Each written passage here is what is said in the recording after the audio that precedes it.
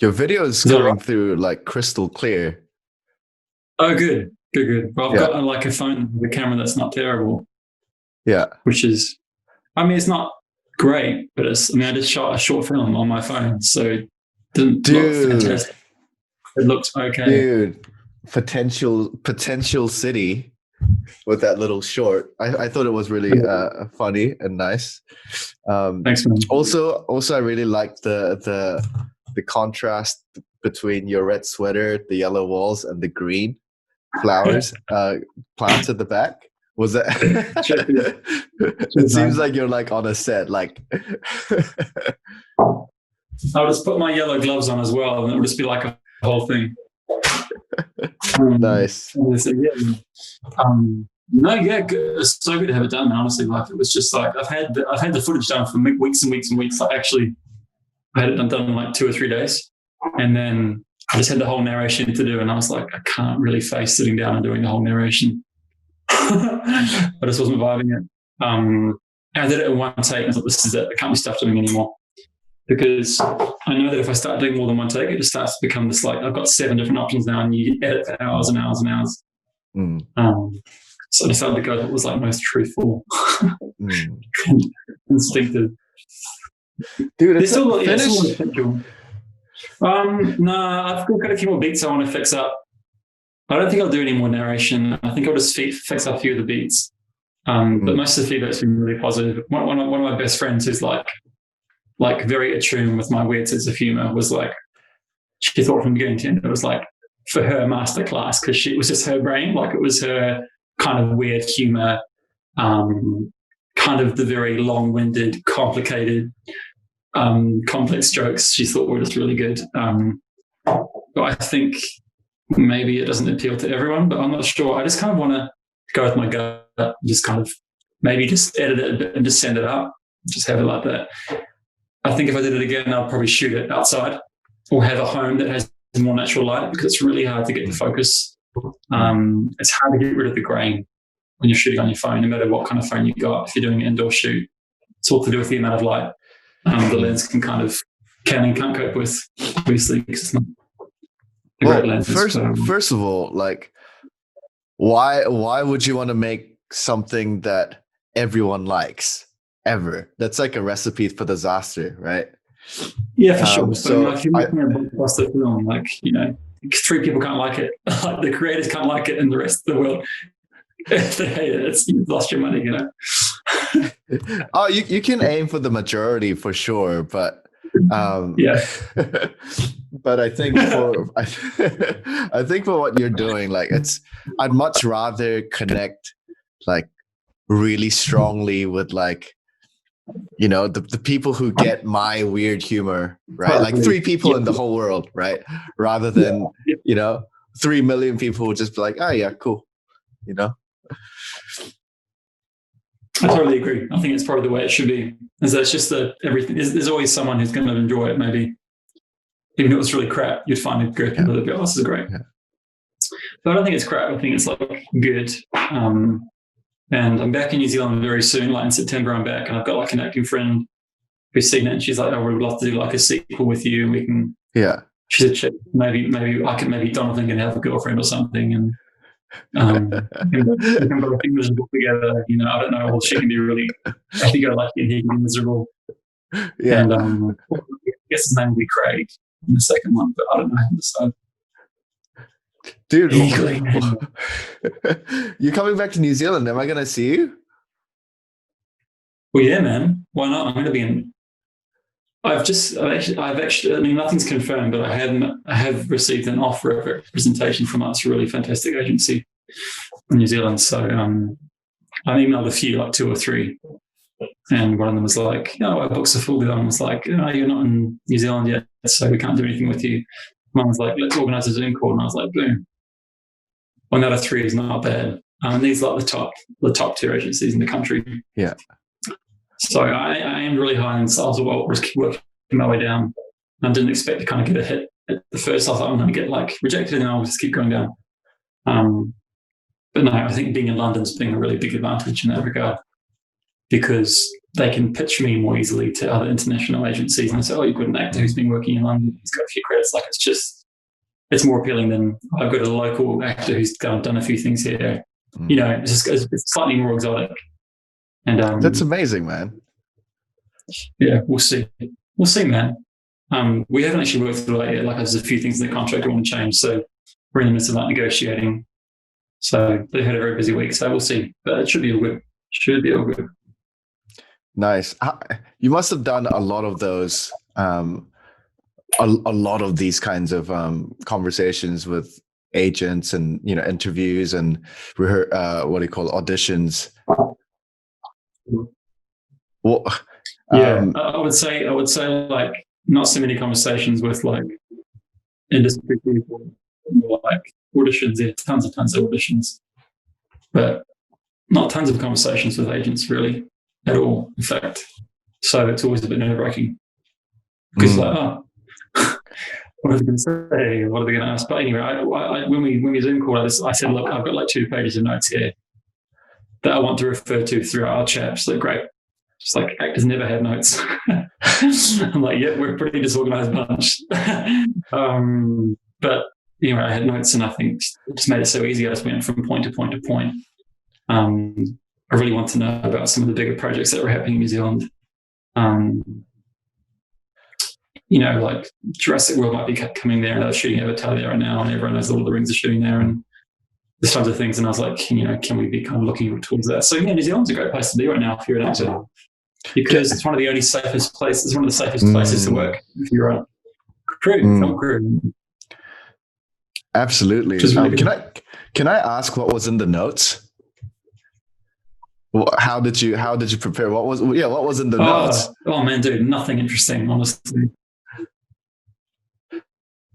No, but okay. I'm really big on prepreration of any kind, and I think there's a lag here. So sure, whatever, we'll get through it. But sorry, man. We'll get through it. Okay. Yeah. It's kind of like when I played tennis, I realized at some point that you can step on court on game day, and you can have like the most crazy like anime Goku, like I'm gonna do really well today. I'm so determined to win and do my best, give it my all today. I'm gonna perform at by 120%. You can have that on the day, but if you didn't do the preparation before the match to get to practice all your it doesn't matter how like motivated you are on the day. It's if you haven't done it's not what you're willing to do when you're on the court. It's what you're willing to do in preparation, right? That I think is almost just as important, if not more.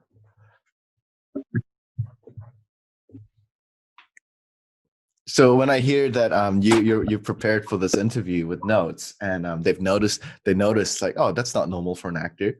I think I think that's really cool, man. So I'd love to know what went into that. Damn, you're frozen now, but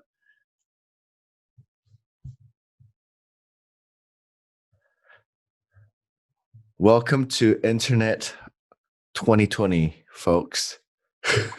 Sorry, dude. It's really bad here. But you were talking about tennis and the preparation that's important. And I think tennis is like a very good example of that, because what you see on the court is like, it's the tip of the iceberg. It's the like, they've just, anyway, it's like the thing, like if you want to hit that winning forehand on the line, you have to have hit like 1,000 of those already in like 1,000 different positions on the court to be able to hit it from wherever the ball's landing and coming from. And the calculations that like your brain has to make like instinctively are amazing. It's an incredible sport. I think all elite sport like that is when you've got rackets and balls and stuff that's coming at you from different directions. It's kind of like all very calculated, very instinctively. But the notes. Okay, first of all, nothing exciting, but what did I write about? So I had like 5 main questions. I think actors have a lot of questions they want to ask agents, and in fact, the relationship between actors and agents is quite one of the most mysterious things I think in the working world, because a lot of young actors think that they kind of owe the agent something. Like if the agent gets you on board, so I owe you for representing me. It's actually not the case at all. It's like, you are a blessing to them. You're a solution for them. They're looking for someone with your face or your look and your kind of style and your ability, so that they can make a buck, so that they can support their business. And when you come to the board, you always have to be like, I'm a solution to your problem, not like, oh, can you please represent me? I want to be a superstar. And I only kind of learned that in the last 5 years. But before then, all my agents had kind of been desperate attempts to get people to do stuff for you. And anyway, so the notes, I think I had like questions like, what does it look like? What do you expect of me, basically, as like a talent on your books? What do you expect of me? And that was just like, open communication and stuff like that. So it was easy. What kind of roles I think are coming through in the briefs, because the briefs are what the agents get. They can't control what briefs come in. So there'll be 100 different briefs in a few weeks. And, if most of them are for either women or for men who don't look like me, then I can't really go forward for them. So I just said, are there roles out there that are coming in that you can kind of think about that would match, I guess, my frame or whatever kind of you imagine? And they're like, yeah. And I have a few other questions, can't remember. Voiceover work, voiceover is getting quite big, video games especially. I'm all set up for that here. And I just said, do you have any of that happening? And they said, yeah, we've got a kind of a lot of plans to contact a few game companies this coming year, after coronavirus has ended, and try and establish, I guess, a bigger market for that in their own agency, which is exciting. And just notes about why I want to come to New Zealand, why I've contacted them, the things they've said on their website that I really appreciated that I wanted to expand on. I just kind of did my research, very small amount of research. And she said to me, she's like, it's actually puzzling because a lot of actors come to these conversations and they have no idea what they want to talk about. They don't know what they're doing. And it could be quite confusing for us agents because we're like, well, you're kind of in charge of your own career, but you look like you're completely out of whack with what you want. And I basically said, look, I've got a lot of notes. These are my ideas. And we did a lot of talk about overseas representation. And if you're a New Zealander and you're an actor, that your career probably isn't going to all be established within the local community, within the local districts and regions. This might be boring for a lot of people, but the truth of it is that you need to have kind of international representation, or you have to have those contacts. You have to be getting into the American market or the Australian market, and Kiwis are so lucky, man, because Kiwis we're exposed to so many different of those markets growing up. We're exposed to that great British television, the British dramas that we grow up. That's true. Friends is like a cult classic for Kiwis. Like everyone grows up watching Friends. And Australian stuff is there. It's not as big, but Kiwis are very involved from a very young age. If you're watching TV as a kid, you already learn how to do an American accent, how to do a British accent by the time you get to 20, because you just heard it so many times you can kind of just do it. That's not how easy it is, I'll say it right now, but that's kind of the thing. It's like, I have an idea, I've heard it so many times. That's kind of the goal. And I've already got representation here in the UK, in London, so I'm all set up here. And I just said, look, I think we should try and focus on the international angle, because you've already got someone who's got international rep over here, and you do have to kind of back yourself. I said things like, there have been British actors here, and I've beaten them out on British-speaking roles as a Kiwi. You have to acknowledge that you've been actually competing with regional talent who know the dialogue and the accent backwards and forwards. It's just who they are. And you have to say, I've been beating them out, and I've been getting those roles ahead of them as a young, new talent or Kiwi. And that's just, you have to really back yourself. You have to have so much confidence. You can't be meek. You can't be wary or worried. And it's the same with sport. If you're on the court or the field or wherever you are, you just got to think you're awesome, or you really got to at least believe in your own abilities. Maybe you don't think you're awesome, but you have to believe that you can do it and that you can achieve beyond what you even expect of yourself. So Yeah. And also there are things like trends in the kind of the film industry. So sometimes they might want to see actors. So let's say we're casting Glee, for example, or something like that. They might want to see actors who are all between the age of like 16 and 19. They want to see those age groups.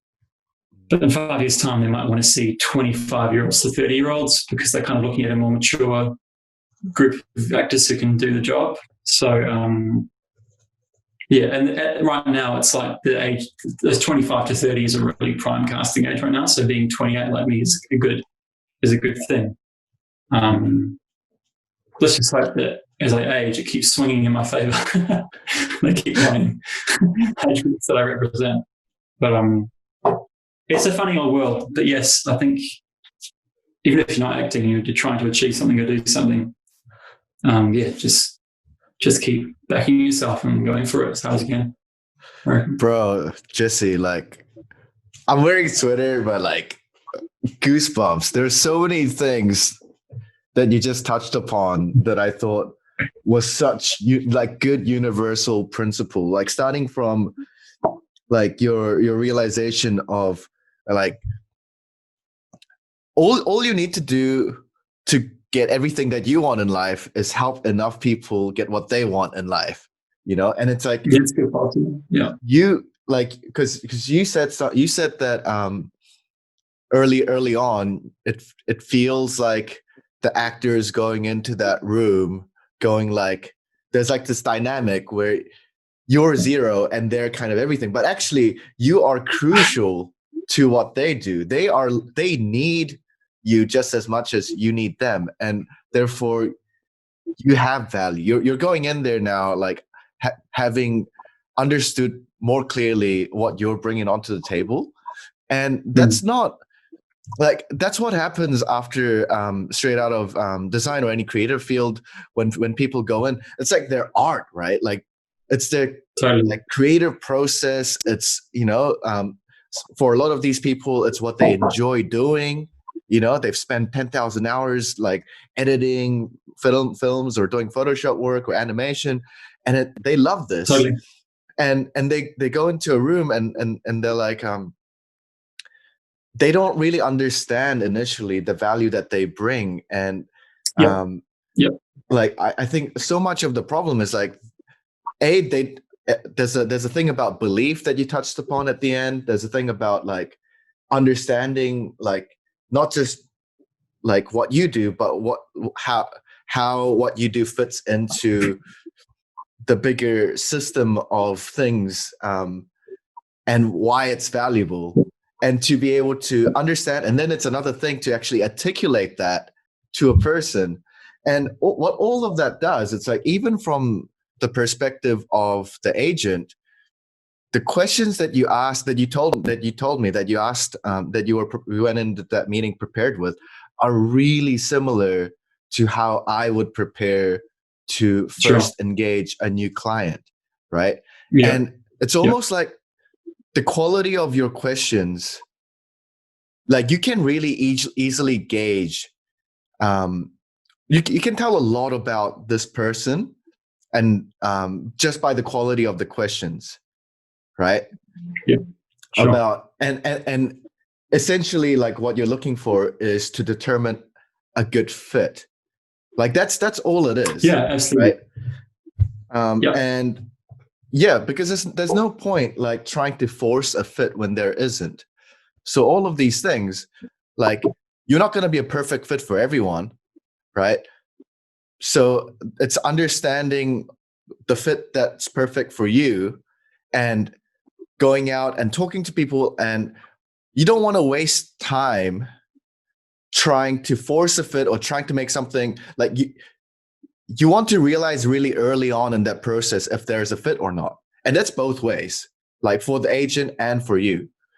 And so I think there was a lot of things that I heard that you touched upon that I think just are really good, like principles for just collaboration and communication before you work with anyone, whether it be agent and actor or designer and client or engineer and designer or architect and builder. Yeah. So I found that like really stimulating, you know. And so many connections, Thanks, man. man. I don't know where you picked it up, No, but I mean, yeah.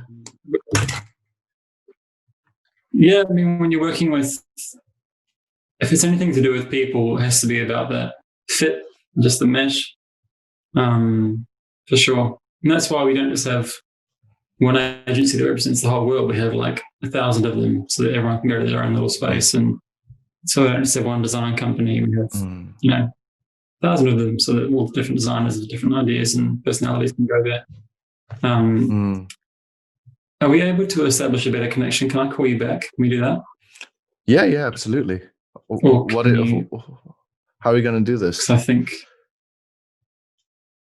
let me leave and come back. Does that work for you? Does it ruin the recording? It's easy. No, it doesn't ruin anything. How's that, man? Is that better? We'll find out. It's good so far. How's it on that end? Is it? Do you think it's better? Yeah, I've just kind of run around the house and turned like all the devices off that have Wi-Fi on them, and so now it's just my phone and Sunny's laptop. I think it should be fine. All right, cool. Dude. Where were we? It doesn't matter, but I need to get something off my chest. I need to talk to a friend about a thing that's recently happened. Oh, go for it. I hope it's really personal and like. Mate, it's so personal, man. I lost my one and only belt, and I lost it 2 days ago. Okay. It's a belt that was made for me by a person I know in Wellington, and it's a belt that I had for the last 6 years. It's traveled the world with me. I know, and I dreamt that it would long outlive me, and it wasn't even that expensive, but when I lost it, I'm just coming to terms with the fact that it's no longer going to be in my life, and I feel like I've lost a small part of me. I lost, and I'm going like, in one way, like I'm feeling this emotion, in another way, I'm going like, man, like how can like this strip of leather with 3 pieces of metal in it like mean so much to me, and I was just wondering if you have any experiences that if you could relate to that, and if like how do like objects like start to have these objects and non-people things have this emotional relationship with people. Like I know a lot of people with their cars, but I have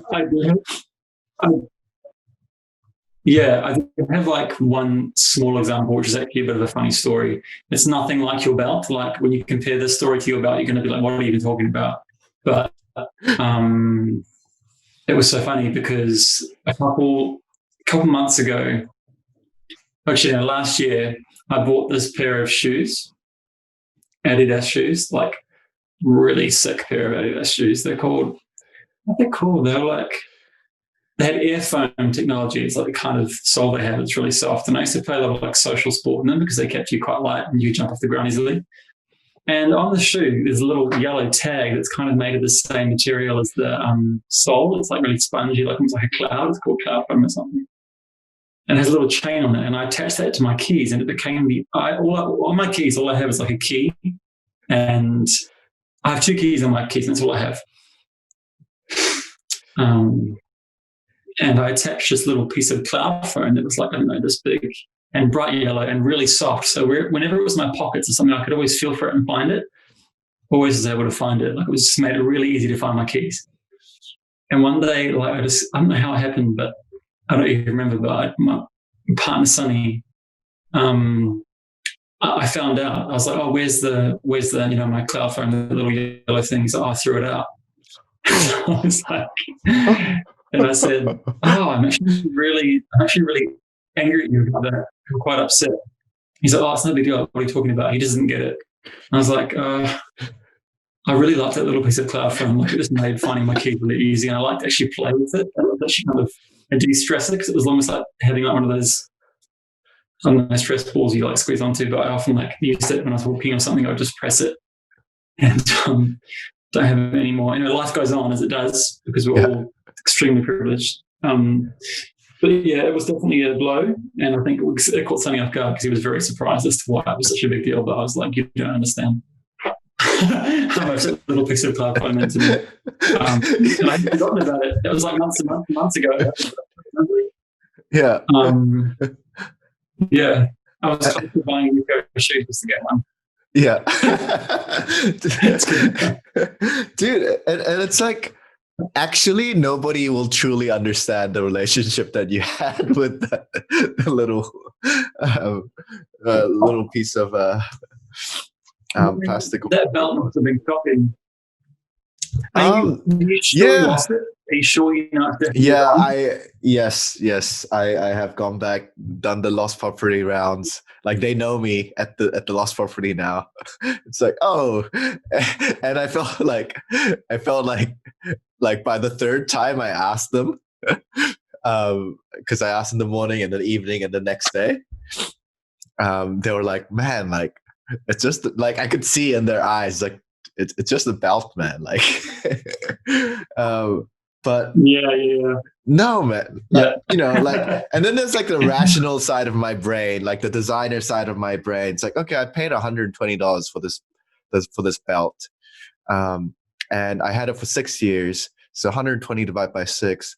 What is that? Like, that's $20 a year I've spent to have this belt in my life. $20 a year.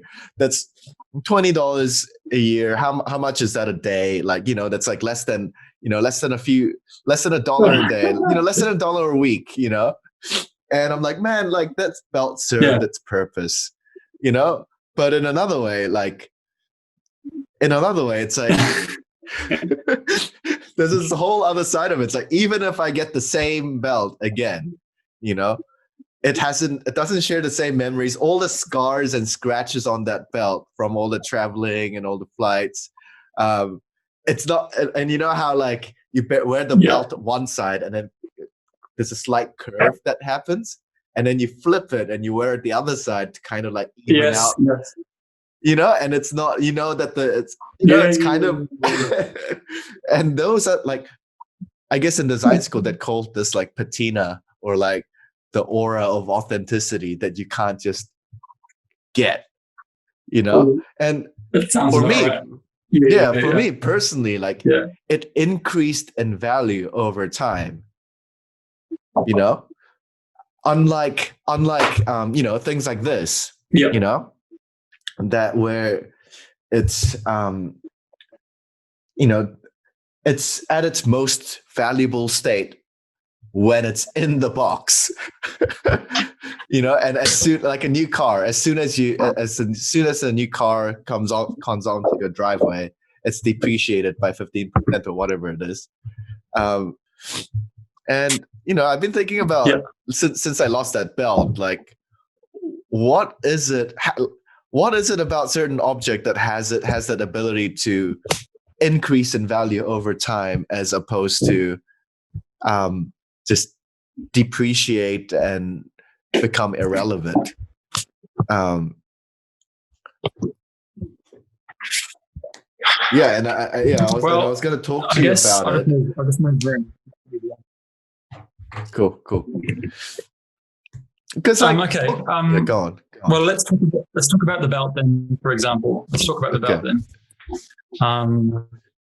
So it's obviously got like one of the purest functions you can have that holds up your pants.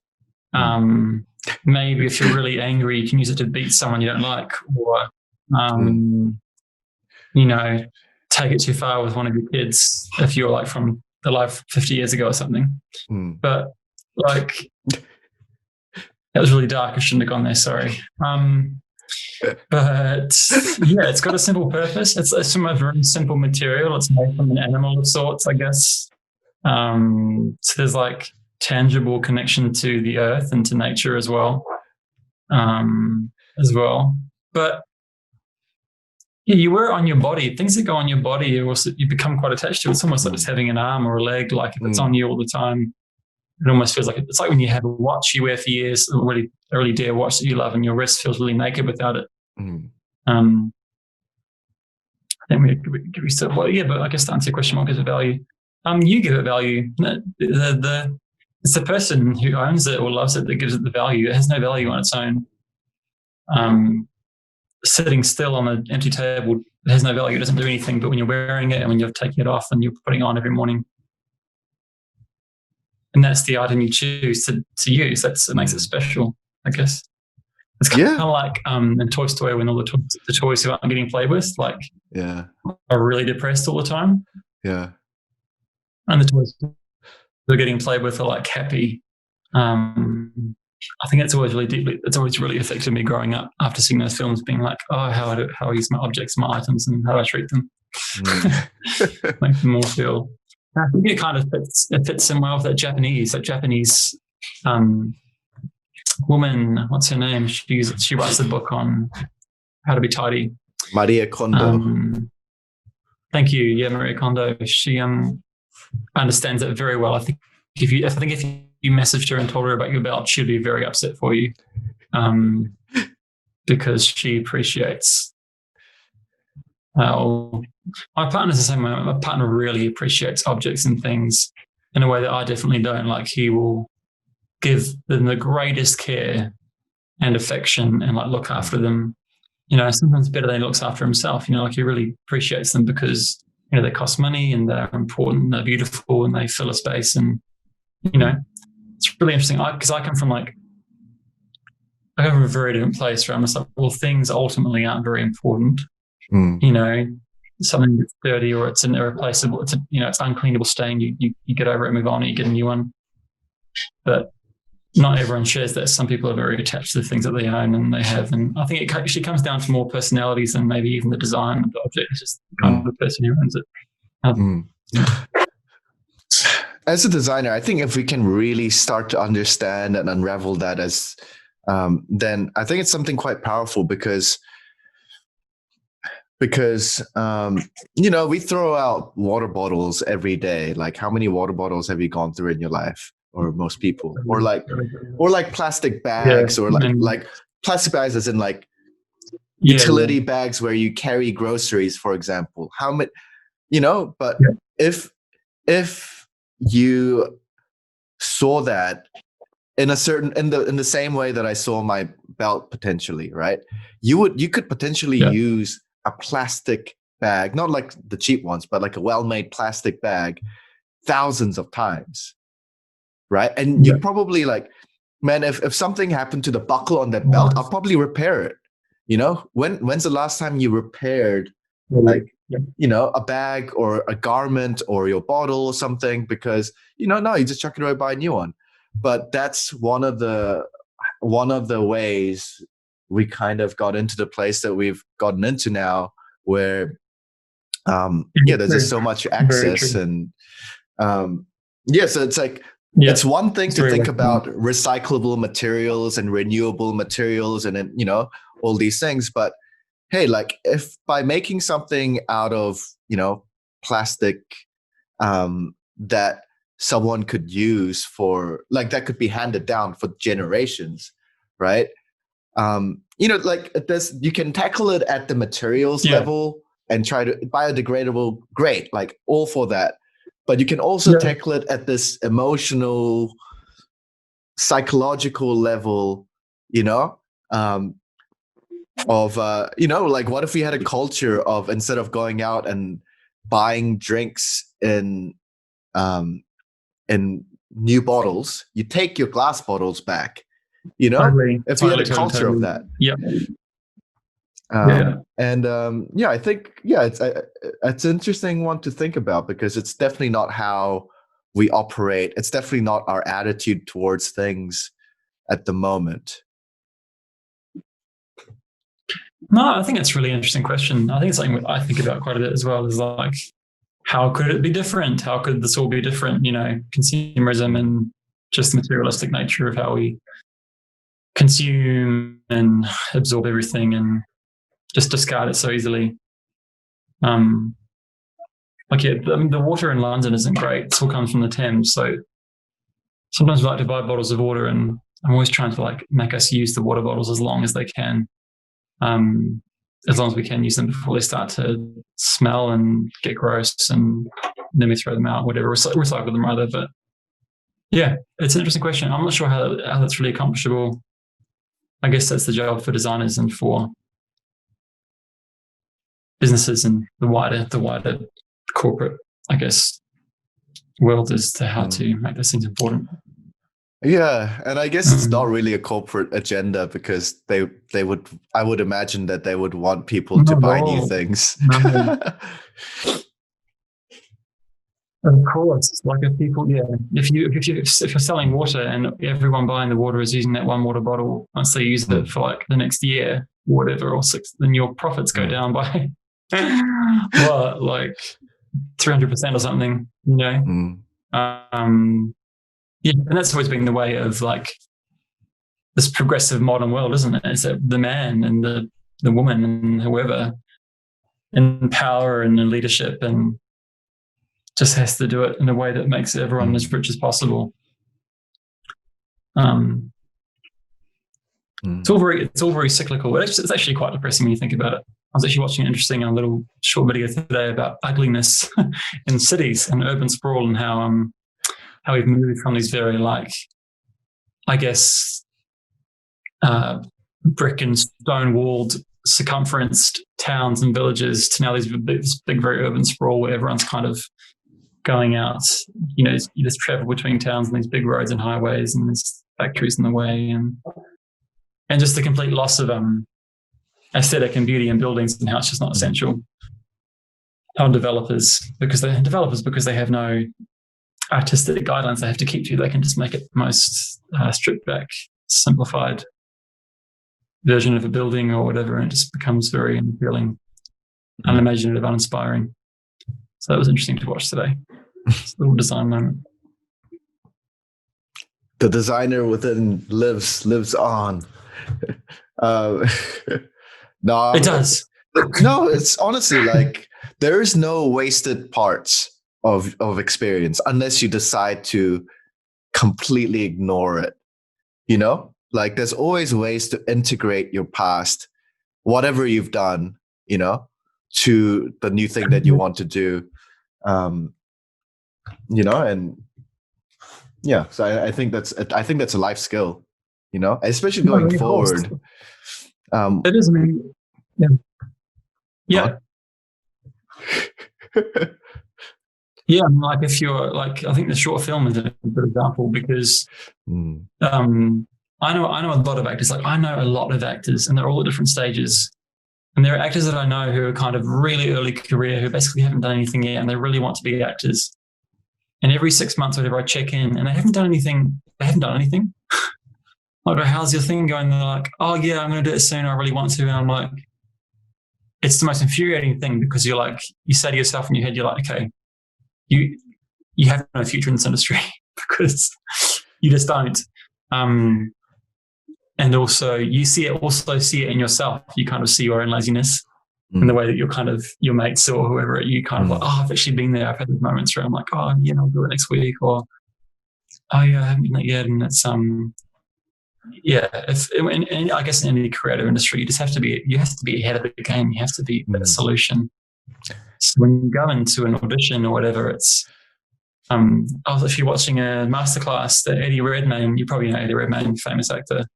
No, but who? Well, I can't. I'll probably have to see his face, but. Okay. English, Brit, white, big lips, really big lips. Theory of Everything. I'm just looking him up. Yes. Okay. Yes. Yeah. Yes. Eddie Redmayne. Yeah. So he's had a fantastic career, and he was talking about What was he talking about? I've lost my train of thought. I was talking about actors. You watched We weren't doing this Masterclass. stuff properly. Shit, dude, I've gone. It's gone. The train of thought was gone. It'll come back. I watched Masterclass, and Eddie Ram was talking about it, and it'll come. I'll look up to the left. That's how you do it. He was talking about. Okay, yes, I got it. Boom, it totally works. He was talking about the differences between America and the UK, and just the environments and how actors are meant to work. So he said in America, actors own the room when they audition. They're meant to walk in and say, "This is what we want to do." Very professional, almost kind of forceful and very confident, and also very vulnerable, able to be like, "Actually, I'm really nervous. Like, can we start all of this again?" Or can I just go out and come back in? Or they want the actors to be very proactive with how they approach the audition. They really want them to kind of command the room, and in that way, you're given permission to kind of show how you might work on a set. I actually think it works a lot better. Whereas in the UK, New Zealand, Australia, you kind of walk in, you're like, "Oh, hi, thanks for having me in today. Okay, cool. All right, come and stand here. Okay. Oh, is it okay? Do I do it now? Okay, cool. All right. Right, and it's all very meek and afraid and frightful and scary, because it is scary. Like I'm sure even if you're not an actor, I'm sure you can appreciate that the terror of walking into a room, in front of a camera and one person or two people or three people, and just be expected to do something fantastic. And your competition is fierce, and you know that if you don't get this job, you'll be just doing your other job, and time's ticking and things like there's a lot of pressure. But I think if you just go in there and you don't try and want it, or just you just try and be the solution. You're like, okay, what do they want? They want someone to come in here and be super confident, really friendly, good to work with, and all you can do is interpret the text or the audition the way that you know how. You can't try and do it the way that you think the casting director is going to want you to do it, because it's just pointless. And luck is a huge element of luck. You getting the role depends on who else auditioned. There might be someone who perfect for the role, but they didn't decide to audition, which means you get it. Or there might be someone who's never been seen before, but they show up and the last minute they audition. And I think there's a really famous story about Lord of the Rings, actually, and Elijah Wood and how he got the role of Frodo in Lord of the Rings. And when I was in Hungary recently, one of the British actors who's been here for a long time, told me all about it. And he couldn't give me the name of the actor, but he said basically there was an actor who got the role of Frodo Baggins before Elijah. It was confirmed. His agent, they called his agency and said, "Look, we've given him the role. Call him and tell him." And so they did. And he's like, "Fantastic." He's like, "I'm going to be, I'm going to make so much money. It's going to be great." So he went out. First thing he went out before he went in to sign the contract the next morning at the agency, he went out and bought this really expensive pen, this beautiful pen, like really expensive, so that he could use that pen to sign the contract and have this really special moment of his life where his career would basically kick off and he would be successful probably forever. And he walked into the agency and got there. And the agent was white as a sheet and said, "Look, I'm so sorry, but, they called us this morning and they've actually given this person a second chance, and to audition, they've given it to them instead of changed their minds."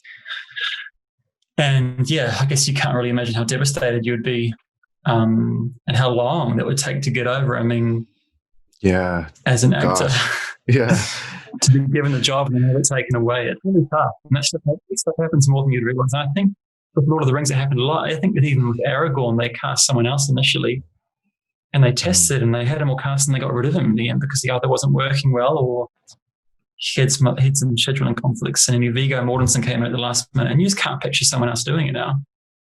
You cannot picture anyone but Viggo Mortensen, pulling out the sword of Gondor and becoming king. It's incredible. Luck and destiny and fate, all that kind of stuff. It's a very interesting world.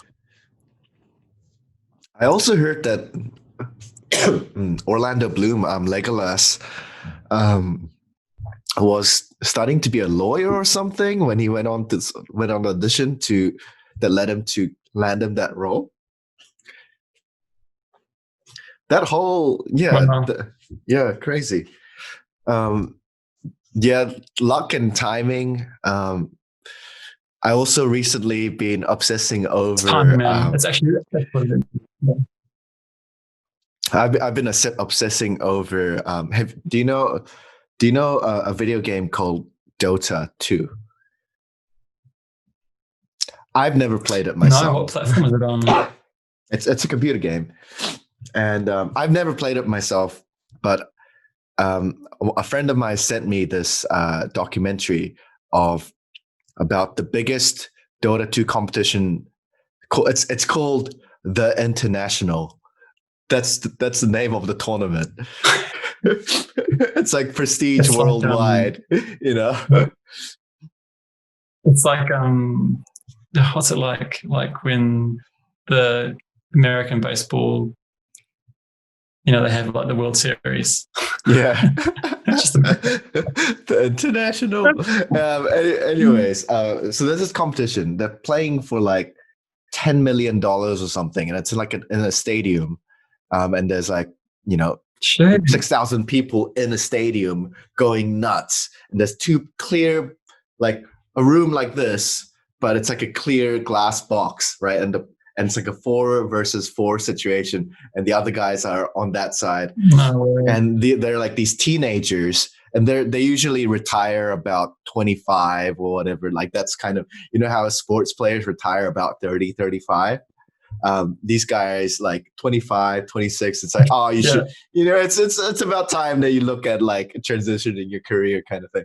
Anyways, it was like the 8th iteration of this tournament, like one of the biggest gaming tournaments in the world.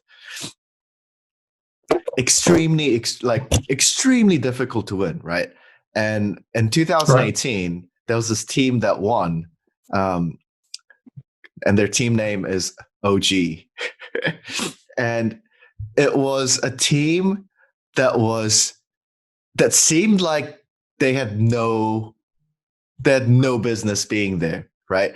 Like months before, the team fell apart, where like the two guys that like were the OG members, as these two guys, right? They're like basically brothers. They've been in this like since they started the game, since they were like just playing in public games. They were together, and they got some success. But then, like right before this tournament, one of them was like, "Hey, I don't think this team is gonna win the big tournament," and he leaves to join a competitor's team, right? This team made up of like all these high performers, and this guy is pretty much left alone, and he has to kind of like scrap together a team from who he can find. So all the top players are taken.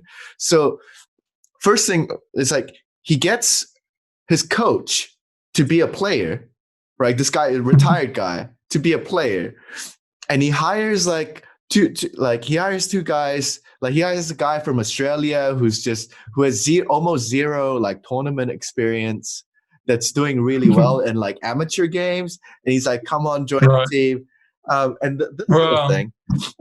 And basically, they end up winning that tournament, and it's like an hour-long documentary about like all the emotion and all, like everything. I would love to watch that. Yeah, I'll send it to you. And please, yeah, I'd love to. Yeah, again, it was like luck, timing, being prepared to say yes to an opportunity, like, and do your best when it's right there. And you could clearly see that while all the other teams kind of prioritized, like they're very analytical, like, and data driven. That was the feeling that I got about like these people have the highest track record, get those in, they're logically the right choice, right? Versus this other team that that didn't have any of the experience or the track record, but more of they were more of a team. I felt like they connected on more of a energy, motivation, like we're here Some to kind like of on the very last game, right? So what happens during this game is like you have to pick your characters at the beginning of every game, right? And you don't pick all at the same time. You pick one at a time and responds to each other, right? I pick one, and then you see what the other team picks, and you pick, and then there seems to be like a complex rock paper scissors mechanic on what characters are good against what character, what characters work well with each other, and so the very last game, and this is I think it's like a best of 5, and it's like 2-all final set, right? It's the last one, and one team is just like talking pure strategy. Okay, this is what worked, this is what didn't. But this team, OG, they're like, hey guys, it's already incredible that we're here. Let's just pick our favorite characters. And they just pick their favorite characters. Like, right. Almost disregarding any kind of strategy. It's like I feel like I want to go out with this character. Yeah, that's right. That was exactly right. They pull it off, and it's an amazing story. But I don't know. It kind of like reminded me of the Lord of the Rings team coming through, because I didn't know about the Frodo and Viggo Mortensen kind of coming onto that team. I knew the Legolas thing, but it's not just this kind of either. It's just like I mean, any main cast for a series usually has their own dramas about who get cast and who how and what why. And it's really interesting usually. And a lot of the time actors go out for different roles. Like there might be 2 main roles, and both actors go for different roles. But then they go into the room and they say, "You're probably better for this role," and they get switched around, and that's really normal. It's really common. Which can often be to the detriment of some actors who are like, "Oh, I really wish I'd gotten that one, but I'll play this one instead." But it often works out. It's hard because you're working with, because casting is a bit of a pain. We're back in acting again. Sorry, casting is a pain because you're working with someone who doesn't actually know you. Usually, they don't know you that well. If I was in my 40s or 50s, I'll probably have casting directors who knew me quite well. But they don't know you that well, so they don't know all you can do. They don't really know your full potential. And this is what Meryl Streep says as well. She's like, casting directors and directors actually don't really know much about what you can do. So it is really up to you to give as many clues as you can to them in the room, or just to see this is what I can do. But it's also hard because you just want to be truthful and authentic. You don't want to kind of show off all your different abilities or your different, I don't know, acting chops in the scene, because it will feel unnatural and unforced. So it's it's a weird one. Not sure why I got into that, but I just thought about it, and now you've heard about it, and it's great. Which is why I think in so many of situations where there's this dynamic where like you're trying to make some kind of sale, you're trying to transfer some kind of feeling to another party and vice versa. For sure. I think like in so many of those situations, like the king of all tactics is like asking good questions. Like almost a lot of the times in the field of design, like questions are the answers. It's like the quality of your questions, right, will determine the quality of their answers. Right. And there's like levels to that game, because there's like the question at the face value, right, of the question, right? You might ask something about I'm just imagining like something about the lighting and how best to position yourself, right?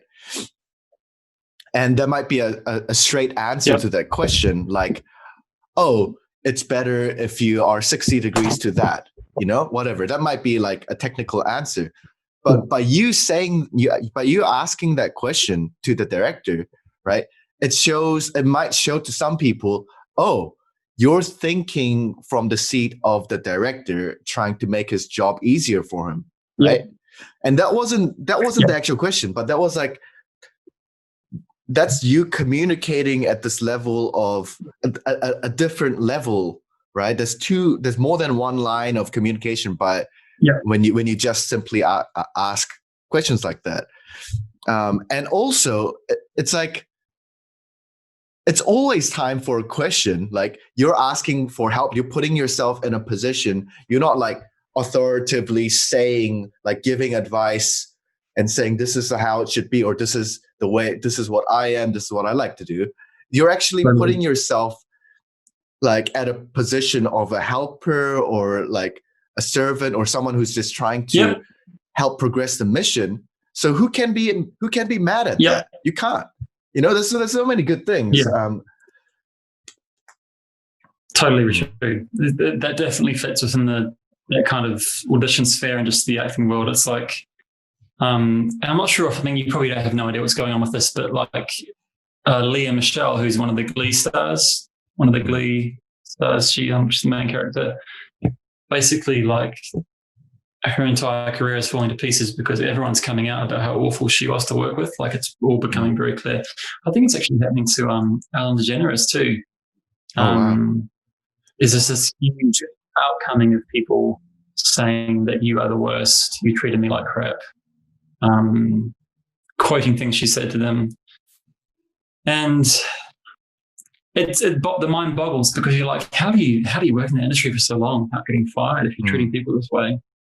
But it also kind of reflects, I guess, the quality of the industry and what we choose to celebrate. And I guess in the end, they must have realized, well, we can't get rid of this girl because she's the main character and people have been following her and all the fans love her. And they'd rather have that than get someone different and maybe make the environment better for the actors to work with. You know, it's just, so yeah. I mean, it seems like just how some people work. It feels like a crazy situation, like an example, like a sphere of like work and industry where I imagine there are the ratio of people who want to be actors, who want these roles, versus versus how many roles that there are that people want. The ratio would be so stark that, really, I could understand actors feeling undervalued because the supply and demand is just, like so tilted in one way, but conversely, I can also think of a situation. It's good that you mentioned that because, Go on. No, sorry. It's good that you mentioned that because it's actually very slightly changing, only in the last like 5, only in the last, how long has Netflix been around for? What, 6 years or more than that maybe now? Something like that. These industries have opened up and they're all making like hundreds of projects a year now. And all those projects need actors. So it's actually the best time. I think Hugh Jackman was on a actors roundtable, and he was saying this is the best time possible to be an actor because it's work everywhere.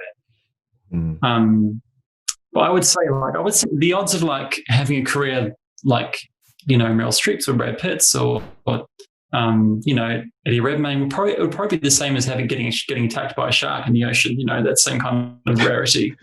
I'm sure that would be similar. Well, similar situation, but one is much more desirable than the other.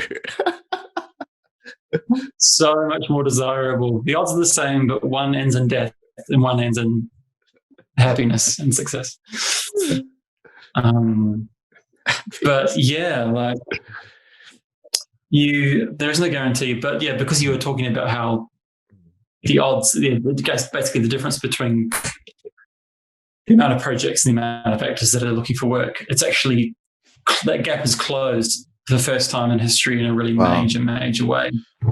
I'm not sure if you're seeing Sex Education. It's a TV series. Oh, I've heard of it. I haven't seen it, but definitely have a look at it. It's actually really good. A lot of British actors in it.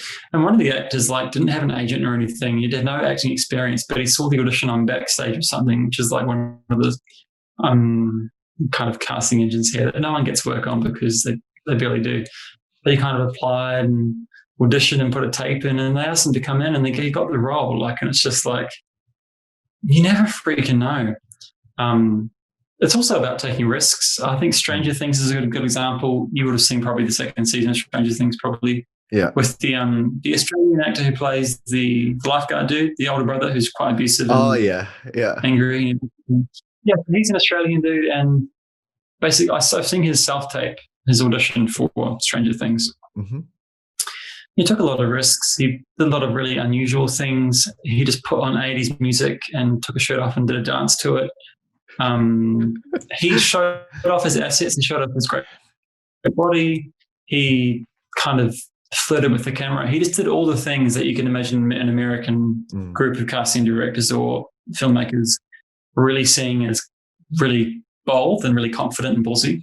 I don't think his performance was anything particularly special, but it was just really different.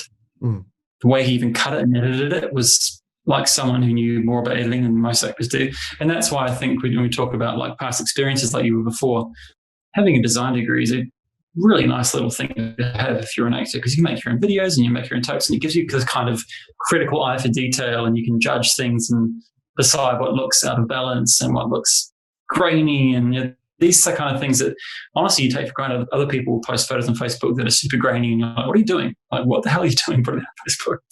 You know, or their profile photo is like, you can't even tell the outline of their face. And it's like, what are you doing? Like, do you not understand this is shit? This is really crap. Like this angle, like hey. Oh yeah. Yeah.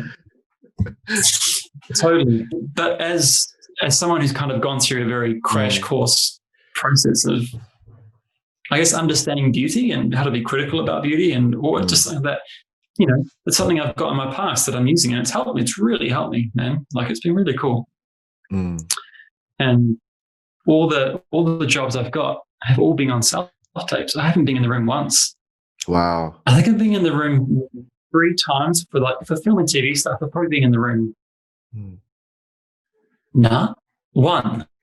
I went in for The Crown, for season 3 of The Crown, for a small role. That was like the only one I've been in for physically. But everything else is just film and TV. Is all being on self-tape. So if you know how to tape really well, you can add some really nice text at the beginning and just do it really smartly and cleverly, you're going to get work, because a lot of actors don't know how to do it. Wow. So if there is to be an actor doing this, listening to this, I would just say we're living in an age where all the turnover is so quick now. And learn how to tape, get a nice light, get a nice tripod. It can be the cheapest one around, and it'll still do perfectly fine, as long as it holds your phone still. Don't get a camera, use your phone, it's fine. There's just so many little things you can learn along the way. Oh man, that's so empowering. Like no, it's true, because you wouldn't have been able to do that 20 years ago, 20, 30 years ago. And, while at the same time, I hear that, in places like Italy and Spain and even New Zealand, like, to find a stable job where you can stay in for your entire career and work your way up kind of thing in most industries is very difficult and very rare right now, and super competitive. And jobs or work in that sense is kind of, it's really hard to come by. And, like, people who are expecting that as a career, they can say, oh, there's no jobs and it's really bad in the industry right now. Like, that's on one end. But on the other end, like, I know people who've, like, legitimately a year ago didn't know anything about computer coding and investing, right? Who have started startups, right? Making artificial intelligence driven stock investment apps that has, $500,000 in funding, and they've studied it for 6 months on YouTube, right? And with a mate, developed an algorithm over summer, right? And early this year, launched it, proved it. Yeah. And, like, he was a jewelry designer. Yeah. It's like, yeah, that wouldn't, like, he didn't need to get permission from anyone to do it. He didn't need to pay anyone to get the formal education to get into that industry. Like, it has never been as cheap as now and accessible as now to actually, like, either in your case make content, or in my case design a product, or start a company. But so it's just different, it's just the opportunities are different. It's we do live in a world where anyone can achieve anything they want, literally. Man, woman, youth. The internet has made anything possible. You can learn to become an expert on a subject over the course of a few weeks or months if you just YouTube it. It's crazy. I think I had, who was that tutor we all hated? And the animation course in third year, was it me and Dana did it, Dana and Jordash and a few others, this kind of animation media course. And his answer to everything was, I'll just Google it. I remember being so pissed off about that because I'm like, you're a tutor being paid to like help us out. But oh man, was he so right? Like if I just spent all my time asking the question, how do I do this, into Google, I would have been the best person in the class. Honestly, I didn't. I just had the wrong mentality about it. I didn't see the internet as this inexhaustible resource in an educational environment. Oh, the tutor should be teaching me, but no, teach yourself.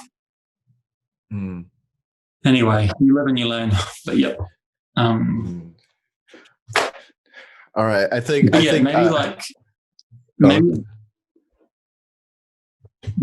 ask me like one more question. Yeah, I think we should round it off with a good old what if Pokemon scenario. Wouldn't it be great? Okay, if cool. If sometime in the future they released a Pokemon game that linked all the regions? It sounds good, but it's a bit quite overwhelming. There are so many regions, Hans. There's like 8 of them. But remember that feeling of playing Pokemon Silver and then finishing the game? Yes. And then you don't even there's no internet to tell you this, but you finish the game and then it's like, oh, you can take the train to the next country over. And it's just like,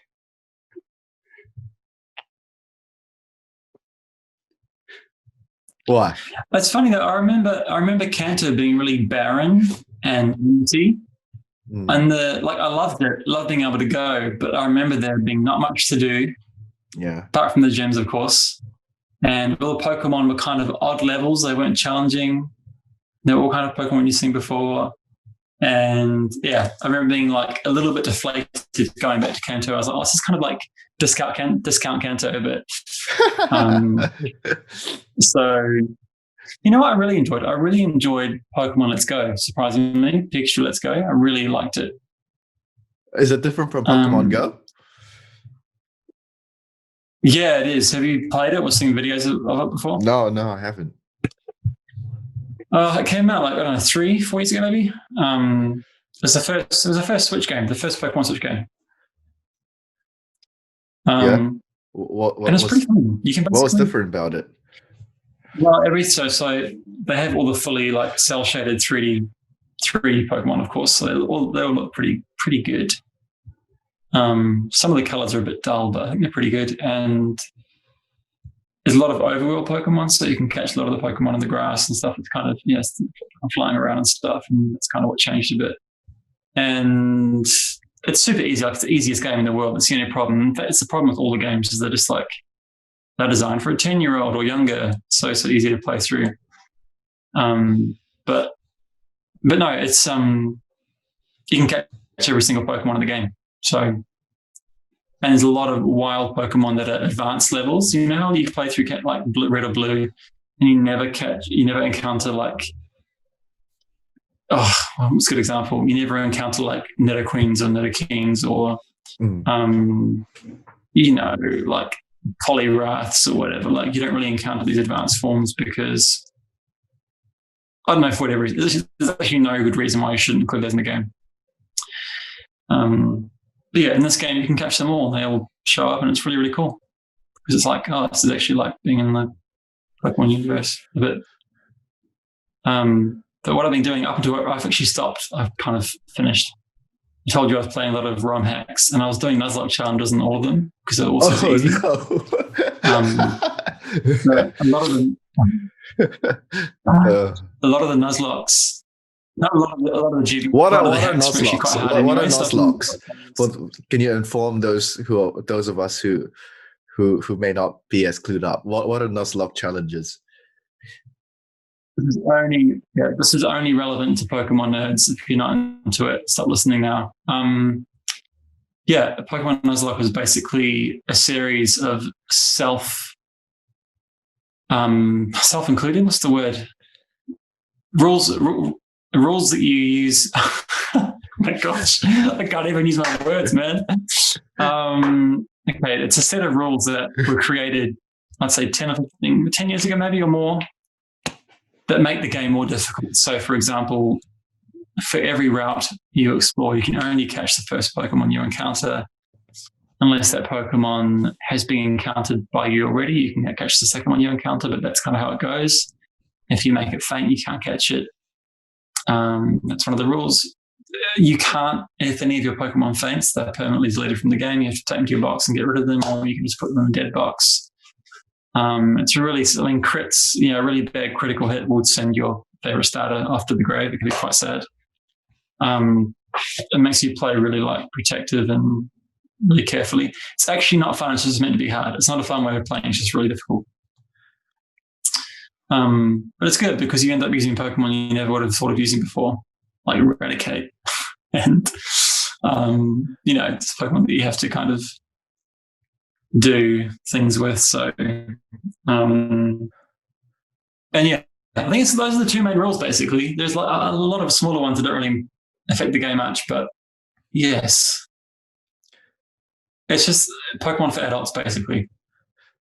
And if you go online, there's so many What's plays of Pokemon YouTubers playing them. I would totally do that. If I could do that, I would go online and just play Nuzlocke challenges all day long, make money with YouTube followers. Dude, that's consider doing it. Yeah. So totally get followers. Man, from this conversation, I'm getting a sense that, people we could do one together.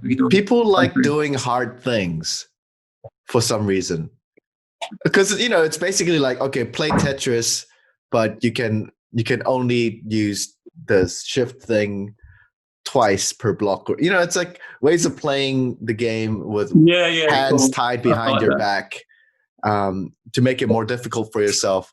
And isn't that kind of pointing to a need? Yep.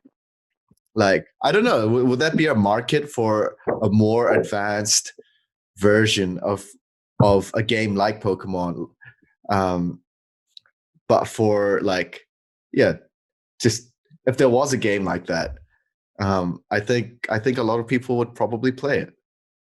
That by design, it's very difficult compared to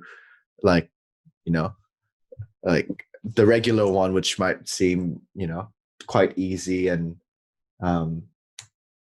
by regular standards, adult standards. Yeah, I think Pokemon's a tricky one because it is quite hard to make it challenging unless you just raise all the level of your opponent's Pokemon and you get them more items and really good strategies but even that becomes quite hard to combat yourself because you don't have access. I don't know. It's actually quite a hard thing to do. I can see why they haven't really done it much because,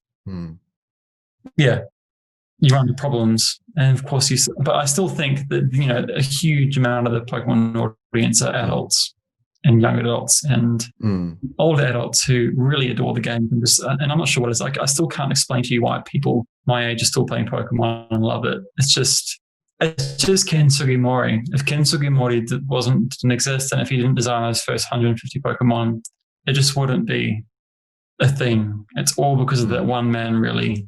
Because he consulted basically solo for the first 50, I think. And he's still involved in all the process. Now, online shopping's arrived. That's pretty exciting. And I think character design is the biggest part of Pokemon. The Pokemon, you don't play it for any other reason but to change up your team and use your Charmander or Bulbasaur or whatever. Or we become attached and we kind of fall in love with these creatures that we really wish were real. I think, and it's also the world, this very kind of big world, I think it's being a 10-year-old and leaving your home. How cool is that?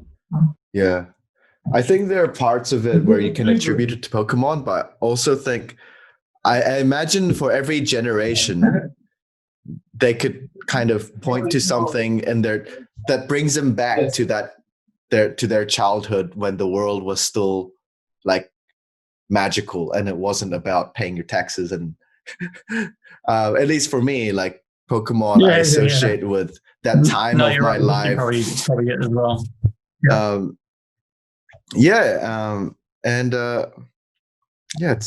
It's a cool. Man, I'm turning 30 next month, and it's like I still it's crazy. It just occurs to me that that I'm talking about this. I know. Anyways, Jesse. It's so on that note, I think our generation in particular is like thinks we're going to be young forever, but we're not. Man, of course. I'll let you go now, but nice chat. I don't think I gave so much wisdom today, but it's okay. It's okay, man. We can do this again just for fun. We can do it again just for fun. Yeah, absolutely. Absolutely. I hope my London internet holds up better next time. Yeah. I just got like a message from some New Zealand agent person. I might have to respond to that. So nice. I'll go now. Nice. And dude, thank you for the gems. Thank you for the gold dust. There are some really good bits that I'd like to look back. And you can look forward to seeing those words resonate throughout our 300 people following. Sick, man. You do it like and don't I don't have to check it. Like I'm happy with all that. Just send it off and do the things whatever you want with it. Okay. Thanks, Jesse. Dude, have a good evening. Let's do this again soon. Always a pleasure. Okay, you too, mate. When's your birthday? It's 25th next month. And I'll be in New Zealand. No way. No, I won't be. Sorry, I'll be here. August. No, I'll be here. Yeah. We'll catch up in the next few months, man. Maybe I'll be there for Christmas or something. Yeah, please. Definitely see you soon. It'd be fantastic. All right, bro. Keep working on those shorts. I'm really excited to see. Forced quarantine. We can have a big hug or something. Yeah. I'm really excited to see after you do like 20 of those shorts where you're gonna be. Yeah, man, I've got more ideas and I've got a few friends who are keen, so we'll see what happens, eh? Yeah. See what we can